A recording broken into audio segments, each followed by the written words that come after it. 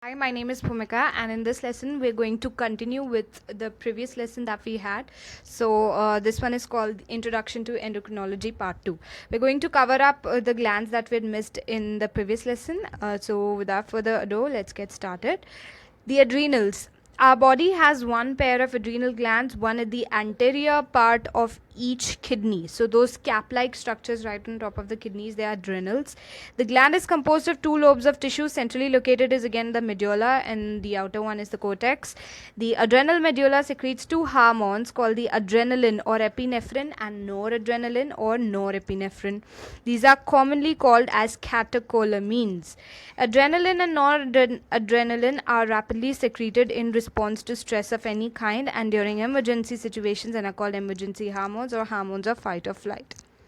This is the reason why they're very important when you're under some stress, when you need immediate response from the body. For instance, if a tiger comes in front of you, adrenaline is secreted, and as such, you take actions.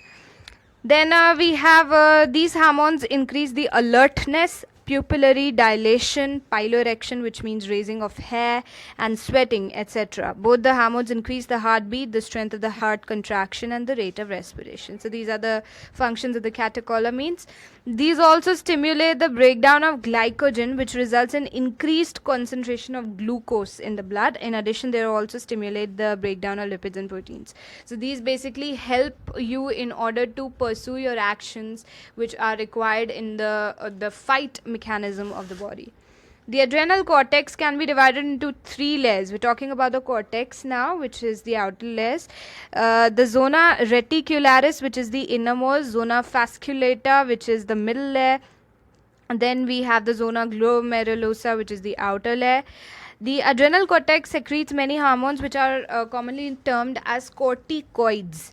So because they are secreted from the cortex, of course, they're called corticoids. The corticoids are involved in carbohydrate metabolism called glucocorticoids. In our body, cortisol is the main glucocorticoid. So you got to know what is the main glucocorticoid and what is the main functions of the corticoids as well. Corticoids which regulate the balance of the water and electrolytes are in the body are called mineralocorticoids. Aldosterone is the main mineralocorticoid. Glucocorticoids stimulate gluconeogenesis, lipolysis, proteolysis, and inhibit cellular uptake and utilization of amino acids. Cortisol is also involved in maintaining the cardiovascular system as well as the kidney functions. Glucocorticoids, particularly cortisol in the body, it produces anti-inflammatory reactions and it suppresses the immune system as well. Cortisol stimulates the RBC production, aldosterone mainly at the renal tubules, and we've actually worked on to the functions of aldosterone, haven't we, in the previous course. And it stimulates the reabsorption of Na plus in water and excretion of K plus and phosphate ions. Thus, aldosterone helps in maintaining of the electrolytes and body fluid volume, osmotic pressure, and blood pressure.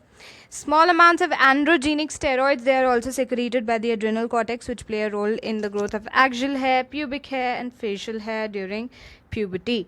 So that is the structure of an adrenal gland. We have the capsule right on top, which is the heart covering. Then we have the cortex, which is the outer layer. Then we have the medulla, which is the central layer. So microscopically, you can also see the different layers. The outermost is the zona glomerulosa. The middle layer, which is a bit elongated, is the zona fasciculata, and the innermost is the reticularis. So you got to know the structure of the adrenal gland. You've got to know which part secretes what hormone and what is the function of each and every hormone. Moving on, we have the pancreas. The pancreas, we've already done this in the digestive system, in which pancreas, it kind of secretes enzymes into the ducts. So the pancreas, you may note that why are they here in the endocrine system when the endocrine glands, they kind of involve the secretion of whatever they secrete directly into the bloodstream, and no ducts are involved. Pancreas are actually mixocrine. That means they are exocrine as well as endocrine. So in exocrine function, they secrete enzymes, which we've already learned in the digestive system, and in endocrine function, they secrete some hormones. So we're going to do deeper in detail. Pancreas is a composite gland which acts as both exocrine and endocrine. The endocrine pancreas consists of islets of Langerhans. These are about 1 to 2 million islets of Langerhans in a normal human pancreas, representing only 1 to 2% of the pancreatic tissue. The two main types of cells in the islet of Langerhans are called alpha cells and beta cells. The alpha cells secrete a hormone which is known as the glucagon, while the beta cells secrete insulin. Glucagon is a peptide hormone. That means we've studied what peptide bonds are, so it's a peptide hormone, and it plays an important role in maintaining the normal blood glucose levels. Glucagon acts mainly on the liver cells, which are better termed as the hepatocytes. The word hepato stands for liver, and it stimulates glycogenolysis, and then we've got resulting in an increased blood pressure, which is termed as hyperglycemia. Blood sugar levels, right? And then in addition, this hormone also stimulates the process of gluconeogenesis, which also contributes to hyperglycemia. So basically, glucagon it usually acts onto the liver cells, and it stimulates glycogenolysis, which means breakdown of glycogen. Right, lysis means breakdown, and it results in an increased blood sugar levels. That means the amount of glucose in the blood sugar, it increases, right? Okay. And it also contributes to gluconeogenesis. That means production of new glucose. So that is how it always contributes to increased blood sugar levels. Then we have glucagon. It also reduces the cellular glucose uptake and utilization. Thus, glucagon is a hyperglycemic hormone. Okay, you've got to know this, hyperglycemic, for all the reasons that we just did. Then we have insulin, which is again a peptide hormone, and it plays a major role in regulation of glucose homeostasis. Glucose acts mainly on the hepatocytes and adipocytes. Adipocytes are the cells of the adipose tissue, and these enhance cellular glucose uptake and utilization. As a result, there is rapid movement of glucose from blood to hepatocytes and adipocytes, resulting in decreased blood glucose levels, which is called hypoglycemia. So insulin is basically a hypoglycemic hormone which kind of increases the uptake and increases the metabolism of glucose in the blood sugar. It also stimulates the conversion of glucose into glycogen, which is glycogenesis at the target cell, and the glucose homeostasis in the blood is thus maintained jointly by the two, insulin and glucagons. So insulin and glucagons work in opposite directions, and together they maintain the blood sugar levels. So here we've got a diagram of the pancreas right here. This is the head, this is the body, this is the tail, and right through the center we've got the pancreatic duct. Okay, moving on to the gonads. We're going to start off with the male gonad, which is the testes. A pair of testes is present in the scrotal sac outside the body. We know the reason very well. The sperms need a very cold environment for their development, and that is why they're placed in the scrotal sacs outside the body. These the testes, they perform dual functions as primary sex organ as well as an endocrine gland. So testes is composed of seminiferous tubules and stromal or interstitial tissue. The Leydig cells or interstitial cells which are present in the intertubular space provides a group of hormones called the androgens, which are consisting mainly of testosterone. Then we've got androgens, which regulate the development, maturation, and functions of the male accessory sex organs, such as the epididymis, the vas deferens, the seminal vesicles, the prostate, the urethra, etc. These hormones also stimulate muscular growth of facial hair and axillary hair, and aggressiveness and low pitch of voice, etc. So these are all the basic functions of the hormone. Then we have the androgens also play a major stimulatory role in the process of spermatogenesis. Spermatogenesis means the development of the sperms, the spermatozoa. Alright, then androgens also act on the central neural system and influence the male sexual behavior, the libido, and these hormones also produce anabolic synthetic effects on protein and carbohydrate metabolism. So here we've got a diagram of the testes. We've got the lobules very clearly visible here. Then we have the rete testes right here, which is kind of a compact form right at the center. Then we have the tunica albuginea, which is the covering here. We have the efferent ductules. We have the epididymis right here at the head portion, and then this epididymis, it kind of terminates into the ductus deferens, and so on. We also can see the testicular, these veins and arteries which are coming from here, and this is the body of the epididymis. Moving on, we've got the ovaries. Females have a pair of ovaries which are located in the abdomen. Ovary is the primary female sex organ which produces one ovum during each menstrual cycle. So this is our general information, the basic information.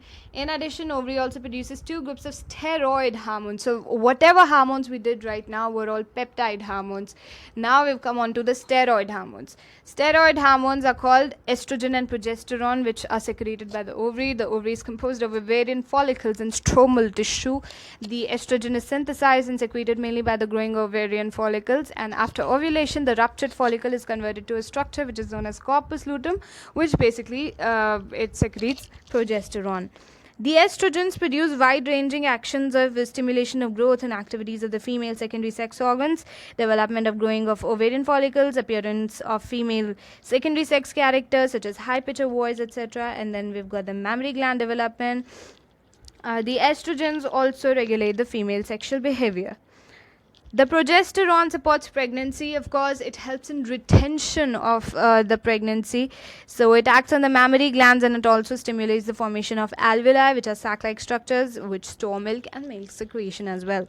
So here we've got the position of the ovary right adjacent to the uterus. We have the fimbriae, and when the ovulation takes place, these fimbriae, they kind of take it to the fallopian tube, and here somewhere near the ampullary stomach junction it gets fertilized, and if in case it gets fertilized, it will travel down to the uterus and get embedded somewhere here.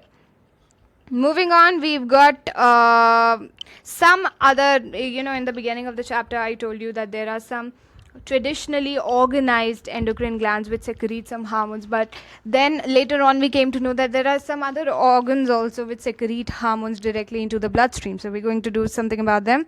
As mentioned earlier, hormones also secrete by some tissues which are not endocrine glands. For example, the atrial wall of our heart secretes a very important peptide hormone called the atrial natriuretic factor, which decreases blood pressure. When blood pressure is increased, ANF is secreted and causes the dilation of the blood vessels, which reduces the blood pressure. Okay, so this is ANF. Then we've got the juxtaglomerular cells of the kidney. It produces a peptide hormone called erythropoietin, which stimulates erythropoiesis, which means formation of the red blood cells, the erythrocytes. Okay, then we have the endocrine cells present in different parts of the gastrointestinal tract secrete four major peptide hormones, namely gastrin, secretin, cholecytokinin, and gastric inhibitory peptide. Gastrin acts on the gastric glands and stimulates the secretion of HCl and pepsinogen. Secretin acts on the exocrine pancreas. Exocrine pancreas as in the pancreas, the part of the pancreas which secretes the substances into the ducts, and not the ones which directly secrete into the bloodstream. Alright, and it stimulates the secretion of water and bicarbonate ions. Cholecytokinin acts on both pancreas and gallbladder and stimulates the secretion of pancreatic enzymes and bile juice, and respectively.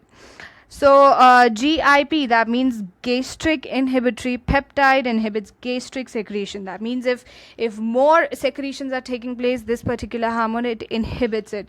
And motility as well. Several other non-endocrine tissues secrete hormone called the growth factors. These factors are essential for the normal growth of the tissues and their repairing or regeneration. I would want to apologize to you all for going so fast, but these are all really factual information that you just got to cram. If you don't have a lot of functioning of these hormones in detail, so you got to know the structure of a particular gland wherever it is located inside the human body, and what all hormones does each anatomical division, such as in the case of pituitary and the pancreas and in the adrenals. You need to know all those.